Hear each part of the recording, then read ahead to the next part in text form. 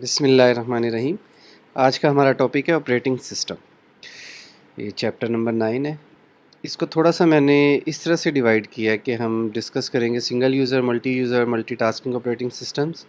इसके अलावा इसको कैटेगराइज़ किया है मोबाइल ऑपरेटिंग सिस्टम्स। आजकल मोबाइल्स का दौर है, ऐप्स का दौर है।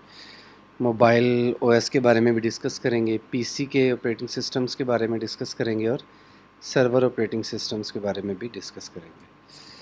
तो ऑपरेटिंग सिस्टम बेसिकली हमारे कंप्यूटर के सारे फंक्शंस परफॉर्म करता है।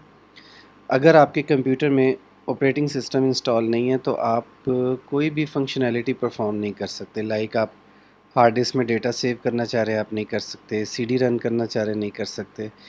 आपका कंप्यूटर बिल्कुल एक ब्लैंक स्क्रीन होगा। लाइक आपने मार्केट से नया कंप्यूटर परचेज़ किया, वो चलेगा और थोड़ी सी इन्फॉर्मेशन आपको ब्लैक स्क्रीन पे नज़र आएगी, लाइक बायोस के बारे में इन्फॉर्मेशन आएगी। उसके बाद कुछ नहीं होगा क्योंकि आपके कंप्यूटर में ऑपरेटिंग सिस्टम इंस्टॉल नहीं है।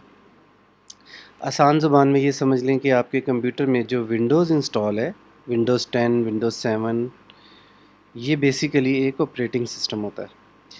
थोड़ा सा अब ये जो मेरा कंप्यूटर आपके सामने स्क्रीन के ऊपर शो हो रहा है, इसको आप अगर देखें तो इसके ऊपर इस वक्त मैकिन्टोश, ये इसका वर्जन है मैक ओएस कैटलीना। मैं इसीलिए इसको मैकबुक बोलते हैं। जो एप्पल के कंप्यूटर्स होते हैं इनमें भी हार्डवेयर इंटेल का यूज़ होता है, लेकिन इसमें ऑपरेटिंग सिस्टम जो है आप विंडोज़ भी इंस्टॉल कर सकते हैं, लेकिन आम तौर पे इसमें मैक ऑपरेटिंग सिस्टम इंस्टॉल होता है। ये देखिए आपके सामने लिखा हुआ है मैक ओएस कैटलीना।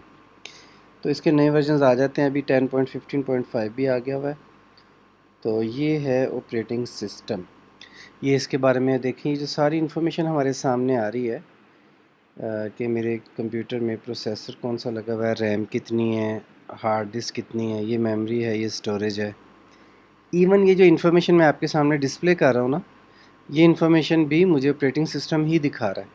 अगर मेरे इस मशीन में ऑपरेटिंग सिस्टम इंस्टॉल ना होता तो मैं ये चेक नहीं कर सकता था कि मेरे कंप्यूटर में ये सारी इन्फॉर्मेशन चेक करना मुझे प्रॉब्लम होती। बहरहाल बायोस में जाके आप चेक तो कर सकते हैं, लेकिन इतनी आसानी से लाइक आपके सामने एक बिल्कुल यूज़र फ्रेंडली इंटरफेस है और इसकी मदद से आप सारी फंक्शनलिटीज़ परफॉर्म कर सकते हैं। इवन ये देखिए, ये जब मेरे सिस्टम में हार्ड डिस्क फुल हो जाती है तो मैं क्लीन माई मैक चलाता हूँ और सिस्टम को क्लीन करता हूँ। ये बेसिकली एक सॉफ्टवेयर है जो ऑपरेटिंग सिस्टम का पार्ट तो नहीं है, लेकिन इस तरह के सारे सॉफ्टवेयर्स ऑपरेटिंग सिस्टम के साथ यानी कि मैक ओएस के साथ कोऑर्डिनेशन करके ही काम करते हैं। लाइक आप विंडोज़ यूज़ कर रहे हैं तो विंडोज़ में जो भी सॉफ्टवेयर्स ऑलरेडी उसमें बिल्ट इन है वो तो विंडोज़ का पार्ट है, लेकिन जो आप इंस्टॉल भी करते हैं वो विंडोज़ के साथ कोऑर्डिनेशन से ही काम करते हैं। लाइक इसको यूँ समझ लें कि अगर आपके कंप्यूटर में विंडो इंस्टॉल नहीं है और आप कहते हैं कि मैंने एक सॉफ्टवेयर इंस्टॉल करना है और हार्ड डिस्क के डेटा को मैनेज करना है, स्पेस को कम करना है, कुछ फाइल्स डिलीट करनी है, तो आप ये काम नहीं कर सकते जब तक कि आपके कंप्यूटर पे विंडो इंस्टॉल ना हो। तो ये तो सिंपल सा ओवरव्यू हो गया। रिसेंटली मैंने एक कोर्स आउटलाइन देखी जिसमें मुझे पता चला कि ये जो MCSC शॉर्ट कोर्स होता है ना, इसमें विंडोज़ में छुपी ऐसी ऐसी ऑप्शन सिखाई जाती हैं जो आपको मालूम नहीं होता, लेकिन आपके सामने जो विंडो चल रही है उसके अंदर ऐसी ऐसी ऑप्शंस होती हैं जिसके बारे में हम एक्सप्लोर ही नहीं कर पाते और नई विंडो आ जाती है। तो ये सारी ऑप्शंस आप ज़रूर एक्सप्लोर करें। मैं आपको कुछ चीज़ों के बारे में इस लेक्चर में बता भी दूंगा। कुछ सॉफ्टवेयर जो विंडोज़ में मौजूद होते हैं लेकिन हम उनको यूज़ नहीं करते, ये स्लाइड के अंदर मैंने मेंशन किया है। तो चलें विंडो की थोड़ी सी डेफिनेशन भी डिस्कस कर लेते हैं। सम टाइम हमें कहीं लिखनी पड़ जाए तो इसको आपने याद नहीं करना, अंडरस्टैंड करके अपने अल्फाज में लिखना है। An operating system is a set of programs that coordinate all the activities among computer और मोबाइल डिवाइस हार्डवेयर। यानी ऑपरेटिंग सिस्टम जो है वो सारी की एक्टिविटीज़ को कंट्रोल करता है, ये इसकी डेफिनेशन है। अब आप इसको मज़ीद आसान ज़ुबान में यूँ समझें कि जब आप कंप्यूटर को इंस्टॉल करते हैं, स्टार्ट करते हैं, कंप्यूटर के ऑन का बटन प्रेस करते हैं, लाइक मैं आपको इस पिक्चर में दिखाता हूँ। ये देखिए, ये पावर का बटन है। आपने इसको प्रेस किया तो उर्फ़ आम में हम कहते हैं कि कंप्यूटर स्टार्ट हो रहा है। लाइक आपने पावर का बटन दबाया, कंप्यूटर स्टार्ट होना शुरू हो गया। बेसिकली उस स्टार्ट के बैकअप में क्या हो रहा होता है, हार्ड डिस्क के ऊपर ऑपरेटिंग सिस्टम की वो फाइलें जो आपके कंप्यूटर को चलाने के लिए ज़रूरी हैं फ़िलहाल, वो 1 बाय 1 रैम में लोड हो रही थी। दोबारा सुन लें, जब आप कंप्यूटर के पावर का बटन ऑन करते हैं और कहते हैं कि मेरा कंप्यूटर स्टार्ट हो रहा है, 2 या 3 मिनट लगेंगे इसको स्टार्ट होने में। उस दौरान क्या होता है, हार्ड डिस्क से ऑपरेटिंग सिस्टम की फ़ाइलें, यानी कि आपकी विंडोज़ की फ़ाइलें 1 बाय 1 रैम में लोड हो रही होती हैं। जब वो रैम में लोड हो जाती है, सारी नहीं जो ज़रूरी होती हैं, बेसिक नीड्स होती हैं, जब वो रैम में लोड हो जाती हैं तो हम कहते हैं कंप्यूटर स्टार्ट हो गया। लाइक अभी ये कंप्यूटर स्टार्ट है आपके सामने, ये मेरे मैक ओएस की स्क्रीन है। तो ये जो भी मैं फंक्शंस परफॉर्म कर रहा हूँ ये रैम में हो रहे हैं। तो जब मैंने कंप्यूटर को स्टार्ट किया था, उस दौरान हार्ड डिस्क से मैक ओएस की फ़ाइलें रैम में लोड हो रही थी। लोड करता कौन है? प्रोसेसर लोड करता है। तो इसलिए रैम भी अच्छी होनी ज़रूरी है, हार्ड डिस्क भी एसएसडी हो और प्रोसेसर भी अच्छा हो, कैश भी अच्छी लगी हो, तो उसके बाद फिर आप देखेंगे कि कंप्यूटर बड़ी जल्दी स्टार्ट हो जाता है। स्टार्ट से मुराद हार्ड डिस्क से वो फाइलें जो ज़रूरी हैं वो रैम में जल्दी लोड हो जाती हैं। तो ये ज़रा थोड़ी सी टेक्निकल डेफिनेशन थी ऑपरेटिंग सिस्टम की। Single user, multi user, multitasking. एक बात ये सुन लें, जो हम कंप्यूटर्स यूज़ करते हैं ना, ज़्यादातर कंप्यूटर्स कह रहा हूँ ऑपरेटिंग सिस्टम, वो ज़्यादातर, मैं इसको नीचे ही ले जाता हूँ, वो ज़्यादातर सिंगल यूज़र होते हैं और मल्टीटास्किंग होते हैं। ठीक है, सिंगल यूज़र से क्या मुराद है? देखिए, ये कंप्यूटर जो मेरे सामने है, इस पे जो ऑपरेटिंग सिस्टम चल रहा है वो है, दोबारा देख लें, मैक ओएस कैटलिना। ये ऑपरेटिंग सिस्टम जो है सिंगल यूज़र है। सिंगल यूज़र से मुराद ये है कि इसको एक यूज़र ही यूज़ कर सकता है, जैसे इस वक्त मैं यूज़ कर रहा हूँ। अगर आप चाहें कि इसको 2-3 यूज़र यूज़ करें एक वक्त में, तो ये इजाज़त नहीं देगा। मैं आपको इसकी एक एग्जांपल दूंगा तो फिर आपको समझ आएगी कि मल्टी यूज़र कैसे काम करता है। मल्टीटास्किंग से क्या मुराद है? एक ऑपरेटिंग सिस्टम में एक से ज़्यादा टास्क परफॉर्म हो रहे हैं। लाइक ये देखें, पावर पॉइंट की स्लाइड चल रही है, ये देखें, ये सर्वर ऑपरेटिंग सिस्टम की लिस्ट मैं सर्च कर रहा था नेट से, ये मेरा पुराना लेक्चर लोड हुआ हुआ है, ये चल रहा है। अगर इसको यहाँ से हम इसके बारे में भी बात, तो ये भी चलता रहेगा। लोग बैकग्राउंड में नातें सुनते रहते हैं, सॉन्ग सुनते रहते हैं। यहाँ पे कुछ और चला लें आप, काफ़ी काम हो रही है। नीचे देखें, ये फाइंडर चल रहा है, क्रोम चल रहा है, क्विक टाइम में रिकॉर्डिंग हो रही है इस वक्त, स्काइप चल रहा है, ये अपडेट आई हुई है, पावर पॉइंट की स्लाइड चल रही है। तो ये मल्टीटास्किंग ऑपरेटिंग सिस्टम है। अभी तक आपने जितने ऑपरेटिंग सिस्टम देखे हैं, यूज़ किए हैं, वो सब मल्टीटास्किंग है और सिंगल यूज़र है। मल्टी यूज़र क्या होता है, ये मैं आपको एक दो एग्जांपल्स दूंगा, फिर आपको समझ आ जाएगी। मैंने एक स्कूल में एक लैब देखी, वहाँ पे मुझे मल्टी यूज़र ऑपरेटिंग सिस्टम की समझ आई। इसमें क्या होता था, एक मशीन के ऊपर ऑपरेटिंग सिस्टम इंस्टॉल हो जाता था, बाकी मशीनों में इंस्टॉल नहीं होता था। लेकिन बाकी मशीनों के साथ मॉनिटर्स और कीबोर्ड्स पड़े होते थे और माउस, और 10-15 कंप्यूटर्स पड़े होते थे लैब में। एक कंप्यूटर के ऊपर ऑपरेटिंग सिस्टम इंस्टॉल है, बाकियों के साथ वो शेयर हुआ है। तो एक ऑपरेटिंग सिस्टम 15 मशीनों के साथ शेयर हो रहा है। 15 यूज़र बैठे हुए, 15 स्टूडेंट्स बैठे हुए हैं, 15 बच्चों को टीचर ने टास्क दिया हुआ है। तो प्रोसेसिंग एक कंप्यूटर की इस्तेमाल हो रही है। इसके अलावा ऑपरेटिंग सिस्टम एक कंप्यूटर का इस्तेमाल हो रहा है, लेकिन 15 बच्चों ने 15 मशीनों के 15 स्क्रीन्स के ऊपर 15 माइक्रोसॉफ्ट वर्ड की फाइलें ओपन की है। इसको कहते हैं मल्टी यूज़र। अब आपको भी समझ आ गया होगा कि हमारी मशीन इस काम की इजाज़त नहीं देती। अगर दे तो समझे आपका ऑपरेटिंग सिस्टम जो है वो मल्टी यूज़र है। ठीक है, इसका ताल्लुक ऑपरेटिंग सिस्टम से आपके हार्डवेयर के साथ नहीं है। हार्डवेयर के साथ सिर्फ इतना ही ताल्लुक है कि अगर आप एक हल्की मशीन को मल्टी यूज़र बनाने की कोशिश करेंगे तो वो स्लो हो जाएगी, इजाज़त वो दे देगी। हार्डवेयर आपको पूरी सपोर्ट करता है कि आप उसके रिसोर्सेज को इस तरह से मैनेज करें कि वो मल्टी यूज़र दिखे, होता नहीं है लेकिन मल्टी यूज़र लगे। चलें, अब थोड़ी सी ये कैटेगरी, ये तो एक कॉमन सी कैटेगरी है, जो कभी पेपर में क्वेश्चन आए तो ये ज़रूर लिखे, क्योंकि आम तौर पे टीचर्स के जहन में यही कैटेगरीज़ होती हैं। ये कैटेगरीज़ जो हैं ये मैंने ख़ुद आपकी आसानी के लिए इसमें ऐड की हैं। अब आप देखें, मोबाइल ऑपरेटिंग सिस्टम, हम कहते हैं ना मेरे पास iOS है, आईफोन, आईफोन हार्डवेयर का नाम है और iOS जो है वो ऑपरेटिंग सिस्टम का नाम है, जिसमें सॉफ्टवेयर चल रहा है। इसी तरह एंड्रॉयड जो है ये बेसिकली ऑपरेटिंग सिस्टम का नाम है, हार्डवेयर का नाम नहीं है। हार्डवेयर हवावे का होगा, सैमसंग का होगा, उसमें ऑपरेटिंग सिस्टम चल रहा होगा एंड्रॉयड। इसी तरह विंडोज़ फ़ोन है, ये अभी तक पॉपुलर नहीं हो सके। कोई 10 साल से तो हम सुन रहे हैं कि ये आएंगे और छा जाएंगे। तो ये काफ़ी अरसे से आए हुए हैं लेकिन अभी तक छाए नहीं। तो बहरहाल इनको भी आप एक्सप्लोर करें। इसका operating system Windows operating system है। जैसे आपके कंप्यूटर में विंडो चल रही है, इसी तरह माइक्रोसॉफ्ट वालों ने एक अलग से विंडो बनाई है जो मोबाइल के ऊपर चलती है। वो विंडो ना आईफोन में चलेगी ना एंड्रॉयड के फ़ोनों में चलेगी। ये अलग से फ़ोन होंगे। जो मेरी नज़र से गुजरे थे एक दो फ़ोन, मैंने इंटेल कह रहा हूँ, नोकिया का एक फ़ोन देखा था जिसमें विंडोज़ ऑपरेटिंग सिस्टम चल रहा था। तो ये आप खुद से इसको सर्च करेंगे। अगेन मैं ख़ास तौर पे इस लेक्चर के लिए आपको ज़रूर कहूँगा कि आप मीडियम पे ज़रूर जाएं। चलें इसको लोड होने दें, नेट ज़रा स्लो है। तो यहाँ पे कुछ ना कुछ ज़रूर सर्च करें, लाइक ओपन सोर्स। ठीक है, ये मैं अभी आपको दिखा भी दूँगा। ओपन सोर्स ऑपरेटिंग सिस्टम, ये आपने सर्च करना है कि ओपन सोर्स ऑपरेटिंग सिस्टम क्या होता है। ये देख रहे हैं कितने ज़्यादा इंफॉर्मेशन आ गई। ये आर्टिकल्स आप पढ़ें, नहीं तो यूट्यूब पे वीडियोस देख लें। पीसी मीन हमारे कंप्यूटर्स जिसमें हम काम कर रहे हैं, लैपटॉप्स, इनमें यूनिक्स यूज़ हो सकती है, लिनक्स यूज़ हो सकती है। ज़्यादातर हम विंडोज़ यूज़ करते हैं और मैं मैक यूज़ कर रहा हूँ। ये लिनक्स के बारे में मैं आपको ज़रूर कहूँगा कि अपने कंप्यूटर में लिनक्स ज़रूर इंस्टॉल करें। लिनक्स के बारे में भी आप मीडियम पे जाके ज़रूर सर्च करें। इसके बारे में आपको एक चीज़ बता देता हूँ। लिनक्स बेसिकली एक ओपन सोर्स ऑपरेटिंग सिस्टम है। ओपन सोर्स का मतलब मैं पहले डिटेल में बता चुका हूँ, ऐसा ऑपरेटिंग सिस्टम जिसका सोर्स कोड अवेलेबल हो। उसमें फिर लोग क्या करते हैं, ये देखें, काली लिनक्स।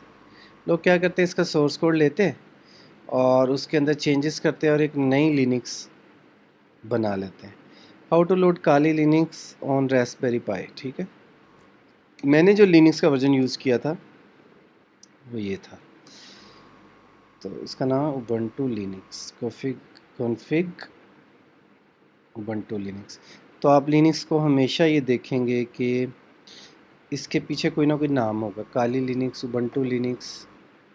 ठीक है, लिनक्स वर्जन्स अभी सर्च करते हैं, लिनक्स के सारे वर्जन्स आ जाएंगे। ये आपने इधर जाके आर्टिकल रीडिंग्स जो है वो अपनी हैबिट बना लें। लिनक्स वर्जन्स, वर्जन्स कहेंगे या क्या बोलेंगे इसको। How to install Sublime Text, नहीं नहीं, इसको फिर गूगल पे लिखते हैं। चलो,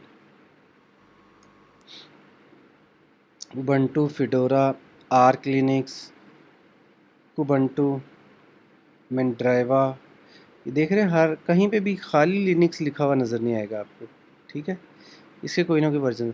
तो ये ओपन सोर्स है। ओपन सोर्स मीन इसका सोर्स कोड अवेलेबल है। इसका सोर्स कोड लोग यूज़ करके मुख्तलिफ़ कम्युनिटीज़ बनी हुई हैं, वो इसमें चेंजेस करती हैं और एक नया ऑपरेटिंग सिस्टम मार्केट में ले आती हैं। तो इसको आप ज़रूर एक्सप्लोर करें, इसलिए यहाँ लिखा सर्वर ऑपरेटिंग सिस्टम। इसके बारे में भी हम नेटवर्क्स के चैप्टर में पढ़ चुके हैं, लेकिन थोड़ा सा डिटेल में बात कर लें। मैंने आपको बताया था किसी भी मशीन के ऊपर आप सर्वर ऑपरेटिंग सिस्टम इंस्टॉल कर लें तो वो सर्वर बन जाएगा। अगेन वही बात जो पहले बताई है कि multi user operating system use कर सकते हैं आप किसी भी कंप्यूटर में, लेकिन हल्का कंप्यूटर यूज़ करेंगे तो कंप्यूटर बैठ जाएगा। तो इसलिए सर्वर के लिए हैवी सिस्टम ख़रीदे जाते हैं आमतौर पे। उसमें फिर विंडोज़ सर्वर इंस्टॉल की जाती है। तो जब आप विंडोज़ सर्वर इंस्टॉल कर लेते हैं तो वो कंप्यूटर, जो सिंपल कंप्यूटर होता है, वो एज ए सर्वर बिहेव करता है। उसकी फिर कॉन्फ़िगरेशंस करनी पड़ती हैं, फिर जितनी मशीनें उसके साथ अटैच होती हैं उनको आप सिक्योरिटीज़ लगाते हैं और इस तरह से ये पूरी कॉन्फ़िगरेशन हो जाती है। तो ये तो विंडोज़ के वर्जन लिख दिए 2000, 2003, ये दोनों मैंने काफ़ी ज़्यादा एक्सप्लोर किए हैं। उसके बाद नहीं, उसके बाद मैं मैक यूज़ करने लग गया। ये देखिए, लिनक्स एक्सक्लूडिंग, ये नहीं क्या लिखा, रेड हैट एंटरप्राइज लिनक्स, इसका काफ़ी नाम सुना हुआ है। तो ये भी सर्वर ऑपरेटिंग सिस्टम्स है। तो इनके बारे में ख़ास तौर पे ये जो स्लाइड है ना, इसके एक एक पार्ट के बारे में आप ज़रूर मीडियम पे सर्च करें, आपको काफ़ी इन्फॉर्मेशन मिलेगी। चले आगे चलते हैं। ये मैं आपको बता चुका हूँ, जब आप कंप्यूटर स्टार्ट करते हैं तो बेसिकली ऑपरेटिंग सिस्टम ही लोड हो रहा है। इसके अलावा और कोई काम नहीं होता। जी, इसमें अब ऑपरेटिंग सिस्टम कुछ पार्ट्स बताए जा रहे हैं। स्लीप मोड है, हमारे दौर में हाइबरनेट हुआ करता था एक, ये लिखा हुआ है hiber mode, save any document, running programs. तो ये थोड़ा सा आप खुद ही इसकी डिटेल पढ़ लें, क्योंकि ये चीज़ें ज़्यादातर विंडोज़ के यूज़र्स ही इसके तजर्बे करते हैं। कंप्यूटर को स्लीप कर दिया, उस दौरान कुछ फंक्शंस जो हैं वो पावर जो है कम कंज्यूम होती है, कुछ चीज़ें चलती रहती हैं। तो ये बेसिकली ऑपरेटिंग सिस्टम के फंक्शंस हैं। ऑपरेटिंग सिस्टम का एक बड़ा इंपॉर्टेंट फंक्शन ये है कि ये हमें यूआई प्रोवाइड करता है, यूज़र इंटरफेस। इसका मतलब क्या है? ये अक्सर पेपर में आया होता है, ग्राफिकल यूज़र इंटरफेस। अब देखिए, पहले कंप्यूटर होते थे इस तरह के, ये तो फिर वाइट स्क्रीन है ना। विंडोज़ में आप नीचे सर्च में जाके लिखेंगे CMD, तो एक काली सी स्क्रीन ओपन हो जाती है। पहले कंप्यूटर्स ऐसे होते थे, कोई भी काम करना है, लाइक आपको फ़ोल्डर बनाना है, आप लिखते थे MKDIR अखज़र, यानी कि आप कह रहे हैं अखज़र के नाम का फ़ोल्डर बना दो। उसके बाद आप कहते हैं जी डेस्कटॉप पे मुझे ले जाओ, तो ऐसे जाएंगे। अच्छा, उसके बाद आपने कोई भी और काम करना है, मूवी प्ले करनी है, सॉन्ग प्ले करना है, तो आप लिखें प्ले सॉन्ग। हर चीज़ के बारे में आप कीबोर्ड पे टाइप कर रहे हैं।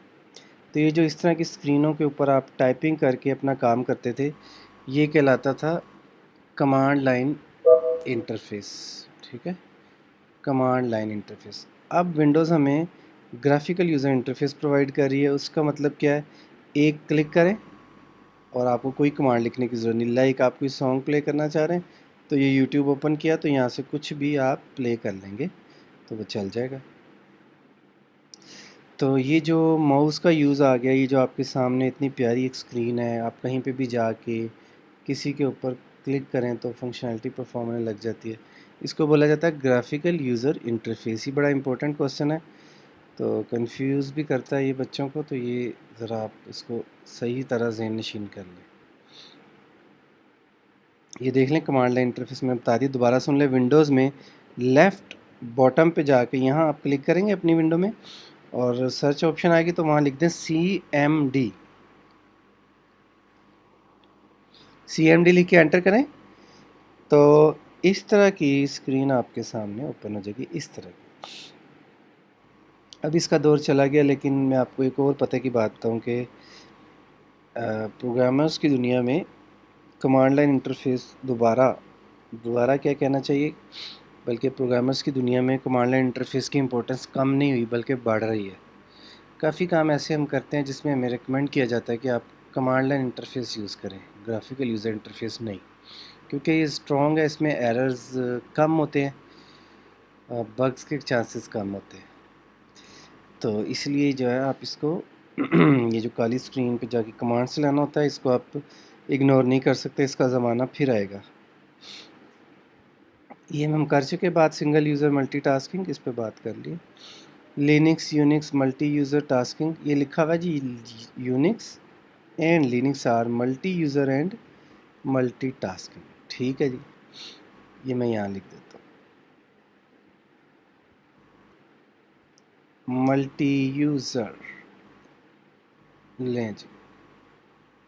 ठीक है,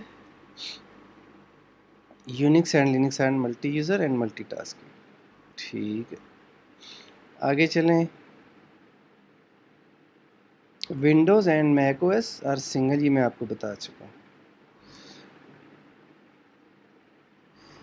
ठीक है, अब ऑपरेटिंग सिस्टम के फंक्शंस की बात करें। जब एक बात हमने कर ली कि कंप्यूटर में होने वाला हर काम ऑपरेटिंग सिस्टम करता है, तो आपको चीज़ें तो अंडरस्टैंड हो गई हैं, लेकिन थोड़ा सा डिटेल में हम बात कर लेते हैं। लाइक ऑपरेटिंग सिस्टम का एक बहुत इंपॉर्टेंट काम जो है वो मेमोरी मैनेजमेंट भी है। लाइक आपकी मेमोरी फुल हो रही है, आप टास्क ज़्यादा परफॉर्म करने लग गए, आपने एक वक्त में 4-5 फाइलों पे क्लिक कर दिया, कंप्यूटर आपका स्लो है, तो इस सिचुएशन को कैसे हैंडल किया जाएगा? ये सारे काम ऑपरेटिंग सिस्टम करता है। वो कैसे लाइन लगवाता है प्रोसेसेस की, जैसे कहीं रश लग जाए तो एक सिक्योरिटी गार्ड आएगा, वो आपको लाइन लगाने का कहेगा, अगर आप बात नहीं मानेंगे तो वो आपसे लाइन लगवाएगा। ऑपरेटिंग सिस्टम भी यही करता है। एक टास्क कहता है मुझे पहले परफॉर्म करो, दूसरा कहता है मुझे, तो ऑपरेटिंग सिस्टम उनकी लाइन लगवा देता है कि पहले मैं आपको परफॉर्म करूँगा। इसमें भी बेशुमार एल्गोरिदम्स हैं जिसकी डिटेल में हम नहीं जा रहे।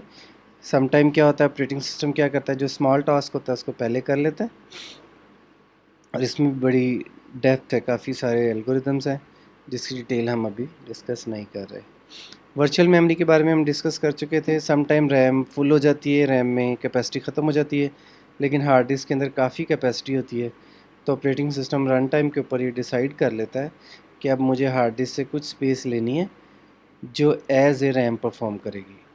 होगी वो हार्ड डिस्क का पार्ट ही, लेकिन लॉजिकली वो एज ए रैम परफॉर्म करेगी। तो इसको कहते हैं वर्चुअल मेमोरी। ये काम भी ऑपरेटिंग सिस्टम का है। द ऑर्डर ऑफ, ये मैं आपको बता चुका हूँ कौन सा ऑर्डर पहले करना है। ये देखें लिखा हुआ ना, आपने काफ़ी सारे प्रिंट्स भेज दिए, या ये टास्क। अच्छा, ये वो चीज़ें जो मैंने आपको शुरू में बताया था, कुछ चीज़ें मैं आपको बताऊंगा। विंडोज़ में आपने सर्च करनी है। आपने विंडोज़ में एक तो ये ढूंढना है, इसको आप स्लाइड में से देख सकते हैं, जिसमें ना आपके टास्क की डिटेल आ रही होगी कि इस टाइम कौन कौन सा टास्क परफॉर्म हो रहा है, कितने % हो गया, और उसके बाद कौन सा होगा। ये पूरा स्केड्यूल, टास्क स्केड्यूलर जो है विंडोज़ में से आप ढूंढ के इसको ऑन करेंगे और इसको तजर्बे करेंगे। ये वो चीज़ है परफॉर्मेंस मोनीटर। ये भी आप सर्च में नीचे विंडोज़ में लिखेंगे परफॉर्मेंस मोनीटर, तो ये आपका एक सॉफ्टवेयर ओपन हो जाएगा जो विंडोज़ का पार्ट है। ये देखिए कितना इंटरेस्टिंग है। ये आपको बताएगा आपका कौन सा प्रोसेस इस वक्त कंप्यूटर को कितना तंग कर रहा है। तो ये सारा भी ऑपरेटिंग सिस्टम मैनेज करता है। लाइक वो बताएगा कौन सा प्रोसेस जो है वो सीपीयू ज़्यादा यूज़ कर रहा है, कौन सा रैम ज़्यादा यूज़ कर रहा है, और कौन सा प्रोसेस जो है वो, ये देखें सारी डिटेल। तो ये आपने ज़रूर एक्सप्लोर करना है, परफॉर्मेंस मोनीटर। ठीक है, इंटरनेट कनेक्शन ज़ाहिर है सारी चीज़ें ऑपरेटिंग सिस्टम करता है, इंटरनेट कनेक्शन भी ऑपरेटिंग सिस्टम ही करेगा। ऑटोमेटिक अपडेट फ़ीचर होता है इसमें। जब भी आप कंप्यूटर को नेट से कनेक्ट करते हैं तो ये आइडेंटिफाई कर लेता है। सर्वर से कांटेक्ट होता है, आप इसको पता चल जाता है अपडेट आई है, तो ये आपको बता देता है कि विंडोज़ की अपडेट्स आई हुई हैं, आप अपडेट कर लें, आप आउटडेट हैं, आपकी विंडोज़ जो है वो आउटडेटेड है। ऑपरेटिंग सिस्टम प्रोवाइड्स, ये देखिए ये चीज़ें ऑपरेटिंग सिस्टम प्रोवाइड करता है। सर्चिंग की facility, file management, image view, काफ़ी आप 100 बातें यहाँ पे आप लिख सकते हैं इजीली। तो जो भी आपके बात जहन में आए, लाइक आप ये कहना चाहें कि अगर आप सॉन्ग प्ले करना चाह रहे हैं और एक मीडिया प्लेयर इंस्टॉल करते हैं, तो वो भी ऑपरेटिंग सिस्टम की मदद से ही चलता है। ठीक है, कि विंडोज़ के अपने भी मीडिया प्लेयर्स होते हैं, बैकअप एंड रिस्टोर। ठीक है, ये काम भी, ये सारे ऑपरेटिंग सिस्टम के काम हैं। ये हम बात कर चुके हैं, आगे चलते हैं। ऑपरेटिंग सिस्टम का फंक्शन ये भी है कि ये आपको यूज़र बनाने में मदद देता है। आप एक नया यूज़र बना सकते हैं और एक कंप्यूटर में कई यूज़र बना लें, लेकिन एक वक्त में एक यूज़र ही यूज़ कर सकेगा, इसलिए ये मल्टी यूज़र नहीं कहलाएगा।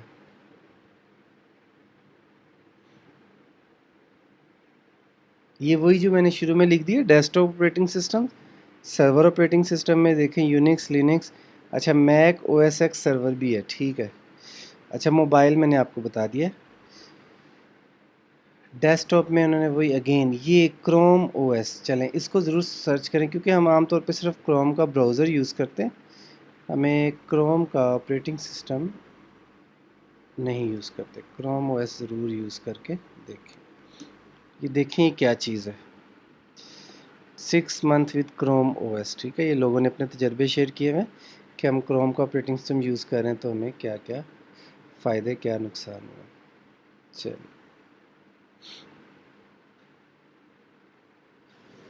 ये विंडोज़ जो आप यूज़ करते हैं उसका इंटरफेस है। ये हम काफ़ी बात कर चुके हैं, इसकी भी ज़रूरत नहीं है, इसकी भी ज़रूरत नहीं है, इसकी भी ज़रूरत नहीं है। ये ओपन सोर्स पे हम बड़ी डिटेल में बात कर चुके हैं ना, कि एंड्रॉयड भी ओपन सोर्स है, आपको बता दिया, जिसका सोर्स कोड अवेलेबल हो।